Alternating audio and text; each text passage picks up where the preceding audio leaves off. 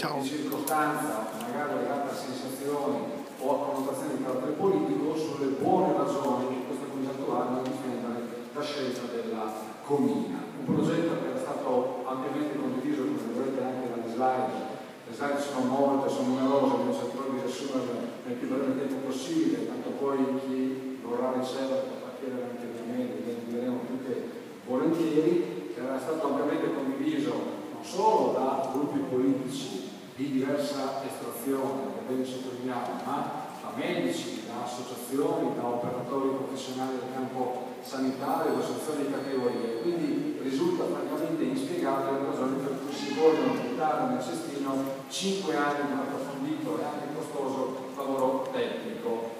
Ci preme anche sottolineare che questo è un risultato assolutamente apartitico, per cui saranno benvenuti tutti coloro i quali condividono questa idea indipendentemente dalla loro appartenenza. È chiaro che qui c'è un parterre variegato, ciascuno di noi ha una propria idea, una propria sensibilità e anche un'appartenenza partitica, perché no, questo non è sicuramente un peccato, ma ciò non significa che chi ha idee diverse non possa contribuire ad una causa che non riguarda la politica, ma riguarda semmai i cittadini di tutta questa provincia.